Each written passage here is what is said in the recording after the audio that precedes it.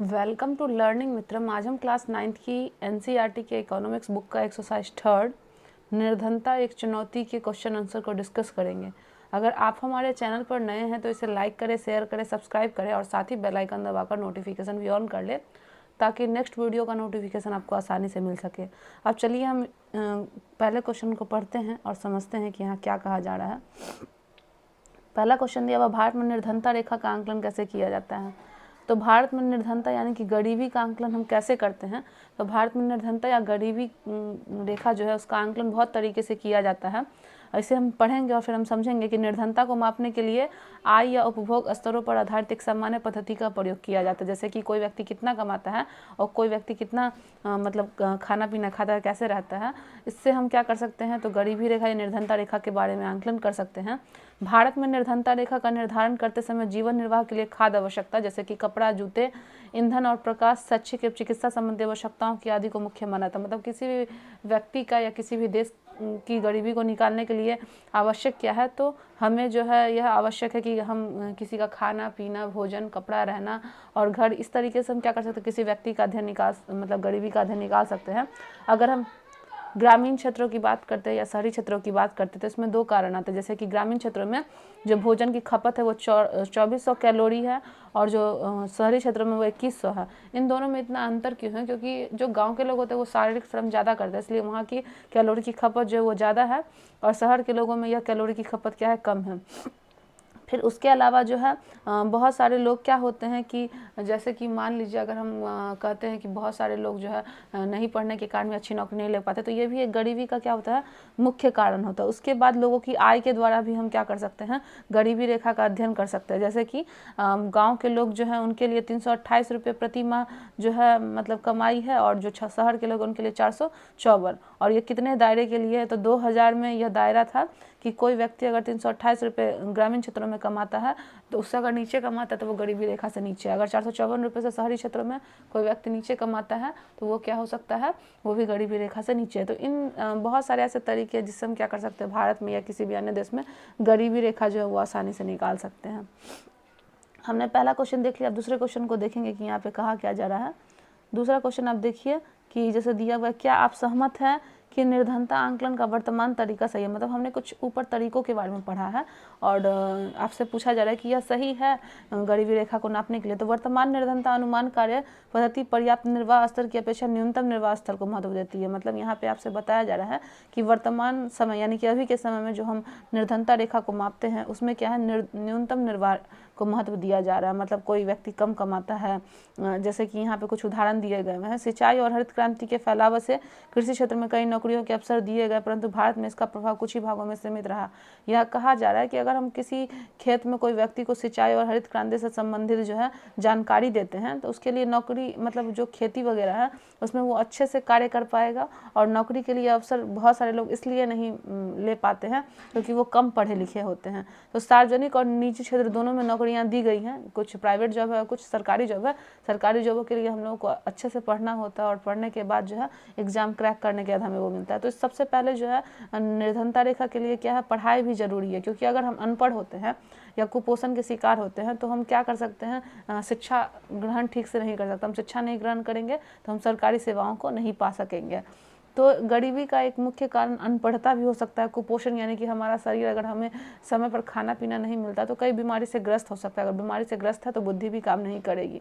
हमेशा बीमार रहना जो है और अपने घर का मतलब काम न देखना और घर का कार्य वहन नहीं कर पाना, जो जिम्मेदारी है उसको नहीं संभालना, यह भी क्या है, गरीबी रेखा में सारे के सारी चीज़ें जो हैं वो मुख्य रूप से भागीदार हैं। उसके बाद पीने की पानी में कमी, सफाई व्यवस्था आदि ये बहुत सारे कारण हैं जो गरीबी व्यवस्था को दिखाते हैं। सामाजिक अपवर्जन और असुरक्षा के आधार पर भी निर्धनता का विश्लेषण अब सामान्य हो गया है। क्योंकि कभी भी मान लीजिए अगर सुरक्षा नहीं दी जाती, कोई भी किसी व्यक्ति को भी आके अगर मार देता है या हानि पहुंचा देता है तो बहुत सारे ऐसे जिनको अपने जान माल का हमेशा भय बना रहता है, डर रहता है, तो ये भी क्या हो सकता है, निर्धनता का एक मुख्य कारण हो सकता है। अब यह तरीका सही है या नहीं है ये आप लोग भी सोचो। और हमारे अनुसार तो बहुत सारे ऐसे तरीके हैं जो सही भी हैं और बहुत सारे ऐसे तरीकों में कमी भी है जो जिसे क्या किया जा सकता है, दूर किया जा सकता है। थर्ड क्वेश्चन यहाँ पे हम देखेंगे कि थर्ड क्वेश्चन में क्या कहा जा रहा है कि भारत में 1973 से निर्धनता की प्रवृत्तियों की चर्चा करनी है। मतलब भारत में जो है किस तरीके से 1973 में गरीबी थी और अभी जो है वो कैसी गरीबी है, इसके बारे में हम जानेंगे और समझेंगे। तो यहाँ पे कहा जा रहा है कि भारत में निर्धनता मुख्यतः 1973 में 55% थी, लेकिन 1993 में 36% हो गई। तो इससे आप अनुमान लगा सकते हैं कि यहाँ पे कितना कम हो गया होगा गरीबी रेखा। जो है आंकलन में कैसे इसमें कमी आई होगी, तो लोग पढ़ने लिखने लगे होंगे और अनपढ़ता दूर हो गई होगी और लोग नौकरी वगैरह में जो है भाग लेने लगे होंगे, पढ़ाई के प्रति रुचि प्रकट करने लगे होंगे और जो कृषि व्यवस्था उसमें सुधार आ गई होगी। इसके कारण जो है गरीबी की संख्या में और प्रतिशत में जो है काफ़ी ज़्यादा गिरावट आई है। 2000 में जो है निर्धनता रेखा से नीचे निर्धनों का अनुपात जो है वो भी गिरकर 26% रह गया। तो इसमें भी काफ़ी ज़्यादा कमी आई। यदि यही प्रवृत्ति रही तो अगले कुछ वर्षों में जो है निर्धनता रेखा से नीचे लोग की संख्या 20% से भी नीचे आ जाएगी। यद्यपि निर्धनता रेखा से नीचे रहने वाले लोगों का प्रतिशत दो पूर्व के दशक 1973 और 93 में गिरा है। निर्धन लोगों की संख्या 32 करोड़ के लगभग काफ़ी समय तक स्थिर रही थी, नवीनतम अनुपात, और निर्धनों की संख्या में 26 करोड़ की कमी उल्लेखनीय गिरावट का संकेत है कि बहुत सारे लोगों ने क्या किया होगा, रुचि लेना स्टार्ट कर दिया होगा पढ़ने में, या फिर काम के तरीकों को उन्होंने अच्छे से सीख लिया होगा। तो इन सब से क्या है कि गरीबी रेखा जो है वो दूर होती है। तो 1973 में जैसी स्थिति गरीबी की थी अभी वैसी नहीं है, लेकिन फिर भी हमारा देश जो है वो गरीब है। गरीबी को पूर्णतः जो है वो मिटाना पड़ेगा। इसमें बहुत सारे ऐसे कारण हैं, कुछ भ्रष्टता भी होती है, जैसे सरकार को जो भी पैसा दिया जाता है गरीब लोगों के लिए वो उनको आपस में बांट लेते हैं, ना कि गरीबों के लिए खर्च करते हैं। इसके कारण भी जो है गरीबी बढ़ती है और अभी इसे जड़ से समाप्त करने के लिए जो है हमें एकत्र होना पड़ेगा। अगर कोई भी व्यक्ति इसके लिए सीरियस होता है और यह सोचता है कि गरीबी को हमें दूर करना है, तभी यह भविष्य में दूर हो सकती है, अन्यथा यह वर्तमान समय में जैसे बनी हुई है भविष्य में भी वैसे ही बनी रहेगी। हम 4 क्वेश्चन पे चलते हैं और देखते हैं यहाँ पे क्या कहा जा रहा है कि भारत में निर्धनता में अंतर राज्य असमानताओं का एक विवरण प्रस्तुत करना है कि भारत में किस तरीके का निर्धनता है और अंतर मतलब उसके अंदर राज्यों में जो है इसमें क्या असमानता है उसको जानेंगे। तो आगे बढ़ते हैं कि भारत में निर्धनता के कारण अग्लिखित हैं। औपनिवेशिक सरकार की नीतियों ने पारंपरिक हस्तशिल्पकारी को नष्ट कर दिया और वस्त्र उद्योग जैसे विकास को हतोत्साहित किया। विकास की धीमी दर 1980 के दशक तक जारी रही। इसके परिणाम स्वरूप रोजगार के अवसर घटे और आय की वृद्धि दर गिर गई। भारतीय सरकार 2 बातों में असफल रही, आर्थिक समृद्धि को प्रोत्साहन और जनसंख्या वृद्धि पर नियंत्रण, जो कि निर्धनता चक्र को स्थिर कर सके। हम इसे समझेंगे। जिस समय हमारे यहाँ सरकार थी, मतलब अंग्रेजी सरकार, तो उन्होंने क्या किया था, कुटीर उद्योग को समाप्त कर दिया। कुटीर उद्योग मतलब जो हाथ से चीज़ें बनाई जाती है उनको समाप्त कर दिया गया और फैक्ट्रियों की स्थापना कर दी गई। फैक्ट्री में जो लोग काम करते थे उनको सैलरी जो है वो कम दी जाती थी, जिसके कारण जो है गरीबी मुख्य रूप से बढ़ती चली गई। और इसी तरीके से क्या हो गया कि जो रोजगार है, मतलब काम करने के अवसर धीरे धीरे घटते चले गए। लोग पहले अपना काम करते थे, उन्हें किसी भी तरीके का टैक्स नहीं देना पड़ता था। अब लोगों को टैक्स भी देना पड़ता है, उनके आय में भी जो है काफ़ी ज़्यादा कमी आ गई है। और गरीबी का मुख्य कारण क्या है कि भारतीय सरकार जो है 2 बातों पर बिल्कुल भी ध्यान नहीं देती है। पहला तो आर्थिक समृद्धि प्रोत्साहन और दूसरा जनसंख्या वृद्धि। अगर सरकार इन दोनों चीज़ों पर ध्यान दे कि आर्थिक समृद्धि को हमें सुधारना चाहिए और जनसंख्या वृद्धि पर नियंत्रण करना चाहिए, तब जो है निर्धनता रेखा में कमी आएगी। क्योंकि मान लीजिए कि एक माता पिता के बहुत सारे बच्चे हैं, तो उन बच्चों का माता पिता बहुत अच्छे से पालन नहीं कर पाते हैं। अगर माता पिता के बच्चे 2 ही हों तो उनका पालन जो है अच्छे से किया जाएगा, उन्हें पढ़ाई भी अच्छी दी जाएगी। तो जनसंख्या भी एक मुख्य रूप से गरीबी का कारण है। तीसरा है सिंचाई और हरित क्रांति के प्रसार में कृषि क्षेत्र में रोजगार के अनेक अवसर हुए हैं, लेकिन इनका प्रभाव भारत के कुछ भागों तक ही सीमित रहा। सार्वजनिक और निजी दोनों क्षेत्रों में कुछ रोजगार उपलब्ध कराए गए, लेकिन ये रोजगार तलाश करने वाले सभी घरेलू लोगों के लिए पर्याप्त नहीं हो सके। शहरों में उपयुक्त नौकरी पाने के लिए असफल लोग, अनेक लोग रिक्शा चालक, विक्रेता, गृह निर्माण श्रमिक, घरेलू नौकर आदि के रूप में कार्य करने लगे। अनियमित और कम आय के कारण लोग महंगे मकानों में नहीं रह सकते थे, वे शहरों के बाहर झुग्गियों में रहने लगे। विभिन्न सामाजिक सांस्कृतिक जैसे कि जाति, लिंग भेद और सामाजिक अपवर्जन जो मानव निर्धनता को बढ़ावा देती है। तो गरीबी का मुख्य कारण बहुत सारा कुछ है, जैसे कि मान लीजिए जो किसान होते हैं उनको खेतों में काम करना होता है, अगर उन्हें सिंचाई की और हरित क्रांति की जानकारी नहीं है तो इसके अभाव में वो कैसे खेती करेंगे, अच्छी नहीं करेंगे। और उनका जो भी सामान है वो क्या करेंगे, मान लीजिए उनको बीज खरीदना है या मतलब कोई ट्रैक्टर खरीदना या कुछ ऐसी चीज़ें खरीदनी है, तो उनको उनके लिए कर्ज लेना पड़ेगा, उनके पास पर्याप्त पैसे नहीं होंगे। तो अगर इसकी जानकारी है तो वो कृषि लोन का फ़ायदा ले सकते हैं जो सरकार के द्वारा चलाई जाती है। इन सब चीज़ों की कमी होने के कारण जो है कृषि व्यवस्था अत्यंत पिछड़ी है और निर्धनता का एकमात्र कारण भी यही है। दूसरा है रोजगार उत्पन्न करना। लोग पढ़ लिख लेते फिर भी उन्हें नौकरी नहीं मिल पाती है। इसका कारण है सरकार बहुत सारे रोजगार को बढ़ावा नहीं देती है। अगर बहुत सारे रोजगार दिए जाए तो लोगों को नौकरी मिल जाएंगी, लेकिन बहुत सारे पढ़े लिखे लोगों को रिक्शा चलाना पड़ता है, दुकानदारी करनी पड़ती है, किसी के घर में काम करना पड़ता है, ये सारी चीज़ें गरीबी में मुख्य रूप से भागीदारी निभाती है कि हम पढ़ लिख लेते हैं अच्छे तरीके से पैसे लगाकर, लेकिन फिर भी हमें नौकरी अगर नहीं मिलती है तो हमारा पैसा भी बर्बाद चला जाता है और भविष्य में हम गरीबी के भी शिकार होते हैं। चौथा है, छोटे किसानों को बीज, उर्वरक, कीटनाशक जैसे चीज़ों की खरीदारी के लिए धनराशि की जरूरत होती है। चूँकि निर्धन किसान कठिनाई से ही कोई बचत कर पाते, इसलिए उन्हें कर्ज लेना पड़ता है। निर्धनता के चलते भुगतान करने में असमर्थता के कारण वे ऋणग्रस्त हो जाते हैं। अतः अत्यंत अधिक ऋणग्रस्तता के कारण निर्धनता और परिणाम दोनों हैं। मान लीजिए कि जो किसान होते हैं उन्हें उर्वरक और बीज की जानकारी नहीं होती, नहीं कीटनाशक की, तो वे इतने गरीब होते हैं कि वे इन चीज़ों को खरीद नहीं पाते। इनको खरीदने के लिए उन्हें लोन लेना पड़ता है, और जब वे इस लोन को नहीं चुका पाते तो फिर उन्हें उस लोन को चुकाने के लिए वापस से कर्ज लेना पड़ता है, और वो कर्ज के तले इतने दब जाते हैं कि वे गरीबी के शिकार हो जाते हैं, और काफ़ी समय तक उन्हें जो है हमेशा कर भरना पड़ता है, जिसके कारण जो है गरीबी रेखा मुख्य रूप से भागीदारी है। पांचवा है, आय समानता भारत में निर्धनता का मुख्य कारण है। क्योंकि आय समानता क्या है कि लोगों में अलग अलग काम के लिए अलग अलग पैसे दिए जाते हैं, हर जगह जो सैलरी है उसका ढांचा अलग अलग है, तो आय के कारण भी जो है गरीबी मुख्य रूप से जो है बनी हुई है। पांचवें क्वेश्चन को जानेंगे और समझेंगे कि पांचवा क्वेश्चन जो है क्या कहा जा रहा है कि उन सामाजिक और आर्थिक समूहों की पहचान करें जो भारत में निर्धनता के समक्ष जो है निरुपाय है। मतलब सामाजिक और आर्थिक समूहों की आपको पहचान करना और बताना है कि भारत में निर्धनता के समक्ष इसके क्या उपाय हो सकते हैं। जो सामाजिक समूह में निर्धनता के प्रति सर्वाधिक असुरक्षित है वह अनुसूचित जाति और अनुसूचित जनजाति के परिवार हैं। इस प्रकार आर्थिक समूहों में सर्वाधिक असुरक्षित समूह ग्रामीण कृषक समूह परिवार और नगरीय अनियमित मजदूर परिवार। इसके अतिरिक्त महिला, वृद्ध लोग और बच्चियों को भी अति निर्धन माना जाता है, क्योंकि उन्हें सुव्यवस्थित ढंग से परिवार के उपलब्ध संसाधनों तक पहुँच से वंचित रखा जाता है। यहाँ पे कहा क्या जा रहा है कि जो सामाजिक समूह होते हैं उसमें निर्धनता के प्रति सर्वाधिक असुरक्षित है, क्योंकि अनुसूचित जाति और जनजाति जो होते हैं उन्हें हमेशा इस बात का भय लगा होता है कि आर्थिक समूहों में सर्वाधिक वे हमेशा सुरक्षित महसूस करते हैं कि हमारे साथ कैसा बर्ताव किया जाएगा। ग्रामीण कृषक और परिवार के जो लोग होते हैं वो नगर व्यवस्था से दूर भी रहते हैं। इसका कारण है क्योंकि उनसे अच्छा व्यवहार नहीं किया जाता है। इसके अतिरिक्त जो महिला होते हैं, वृद्ध होते हैं और बच्चियाँ होती हैं उन्हें निर्धन माना जाता है, यानी कि गरीब, क्योंकि वे सुव्यवस्थित ढंग से अपने परिवार तक जो है संसाधन नहीं पहुंचा पाते हैं। हो सकता है कि इनके पढ़ने लिखने में काफ़ी ज़्यादा इन्हें दिक्कतें आती होंगी, जिसके कारण ये नौकरी जो है वो अच्छे से नहीं कर पाते होंगे। तो यह ज़रूरी है कि अनुसूचित जनजाति और जातियों के लिए एक खास कैटेगरी बनाई जाए, ताकि उन लोगों को अच्छे से पढ़ा लिखवा कर उन्हें खेती वगैरह का ज्ञान देकर जो है उनकी स्थिति में सुधार किया जा सके। तो वो सामाजिक समूह कौन कौन हो जाएंगे? अनुसूचित जाति और अनुसूचित जनजाति, जहाँ पे उन्हें मंदिर में प्रवेश नहीं करने दिया जाता, नौकरी में भागीदारी नहीं लेने दी जाती। लेकिन ये सारी पहले की बातें थी, अब जो है इसमें व्यवस्था में जो है काफ़ी ज़्यादा सुधार हो चुका है पहले के मुकाबले।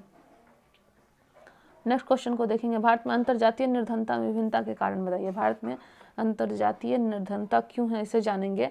प्रत्येक राज्य में निर्धन लोगों का एक अनुपात समान नहीं है। यहाँ लोग गरीब हैं, कोई बहुत ज़्यादा गरीब है तो कोई ठीक ठाक है, उससे कोई मिडिल फैमिली में आता है। यद्यपि 1970 के दशक में प्रारंभ से ही राज्य स्तरीय निर्धनता में शुद्धकालीन कमी हुई है। निर्धनता कम करने के लिए सफलता की दर विभिन्न राज्यों में अलग अलग है। मतलब अगर हम पूरे राज्यों की बात करें तो अलग अलग जगह पे अलग अलग निर्धन के रूप में गरीबी के 20 राज्यों में केंद्र शासित प्रदेशों में निर्धनता अनुपात राष्ट्रीय औसत से कम है। दूसरी ओर निर्धनता अब भी कहाँ पे है विद्यमान? उड़ीसा में, बिहार में, असम में, त्रिपुरा में, उत्तर प्रदेश में आपको गरीबी जो है वो मुख्य रूप से दिखेंगी।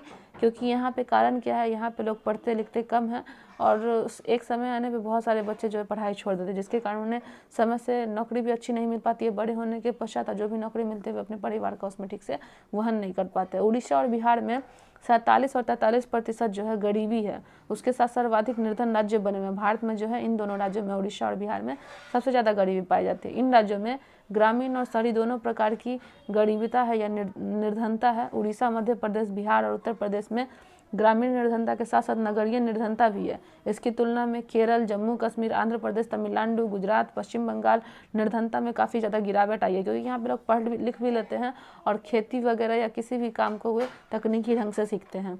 अनाज का सर्वाधिक वितरण, मानव संसाधन विकास पर अधिक ध्यान, अधिक कृषि विकास, भूमि सुधार उपायों में इन राज्यों में निर्धनता कम करने में सहायता मिली है।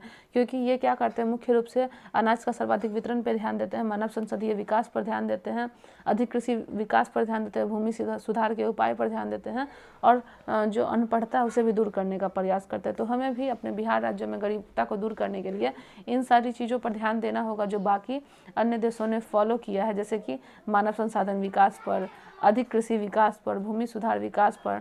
तो इन राज्यों में काफ़ी ज़्यादा गरीबी में कमी आई है, जम्मू कश्मीर, आंध्र प्रदेश, तमिलनाडु, गुजरात। तो हम भी जो है बिहार और उड़ीसा में इन चीज़ों को अपनाकर जो है यहाँ पे गरीबी को दूर कर सकते हैं। अब चलिए नेक्स्ट क्वेश्चन की ओर बढ़ते हैं कि वैश्विक निर्धनता जो है वो क्या होती है। वैश्विक निर्धनता क्या होती है, इसकी प्रवृत्तियों के बारे में आपको बताना है कि ये सारी चीज़ें क्या होती है। विकासशील देशों में अत्यंत आर्थिक निर्धनता में रहने वाले लोगों में विश्व बैंक की परिभाषा के अनुसार प्रतिदिन $1 से भी कम जीवन निर्वाह करना अनुपात 1990 के 28% तक गिरकर 2001 में 21% हो गया। इसमें कहने का मतलब है कि विश्व रूप में जो निर्धनता है उसे मतलब किस तरीके से आंका जाता है। तो WTO वर्ल्ड ट्रेड यूनियन के अनुसार जो है यह बताया जाता है कि अगर कोई व्यक्ति की सैलरी मतलब जो उनको पैसा कमाता है वो $1 से अगर कम होती है प्रतिदिन, $1 यानी यहाँ पे 75 पैसे के बराबर, तो $1 से अगर कम होता है तो वैसा व्यक्ति क्या होगा, गरीब होगा। उसका अनुपात यह 1990 में 28% था, जो कि 2001 में 21% हो गया। मतलब इसमें सुधार हुआ। और यद्यपि 1980 से विश्व निर्धनता में काफ़ी ज़्यादा गिरावट आई है, लेकिन इसमें वृहद क्षेत्रीय भिन्नता पाई जाती है।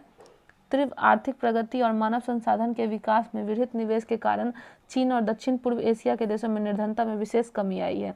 चीन में भी निर्धनतों की संख्या में काफ़ी कमी आई है। 1981 में 60.6 करोड़ से घटकर यह 2001 में 21.2 करोड़ हो गए। आप इसे देखकर अनुमान लगा सकते हैं कि यहाँ पे कितना ज़्यादा कमी आई है। दक्षिण एशिया में भारत में, पाकिस्तान में, श्रीलंका, नेपाल, बांग्लादेश, भूटान में निर्धन संख्या में काफ़ी ज़्यादा गिरावट आई है, जबकि लैटिन अमेरिका में निर्धनता का अनुपात जो है अब काफ़ी ज़्यादा जो है पहले से ठीक हो चुका है। 1981 में ये 41% था, लेकिन धीरे धीरे यह बढ़कर जो है 46% हो गया था। इसमें गरीबी में बढ़ोतरी हुई है अफ्रीका में। और विश्व विकास रिपोर्ट के अनुसार जो है नाइजीरिया, बांग्लादेश, भारत में अभी बहुत सारे लोग जो है $1 से कम कमाते हैं, तो इसके कारण वे लोग भी काफ़ी ज़्यादा गरीब हैं।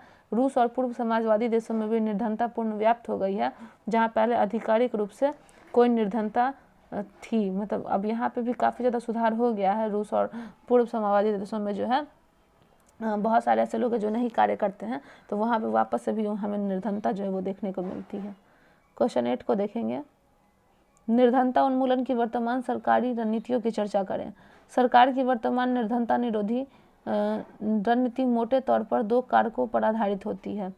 पहला है आर्थिक समृद्धि को प्रोत्साहन। विकास की उच्च दर से निर्धनता को कम करने में एक महत्वपूर्ण भूमिका निभाई है।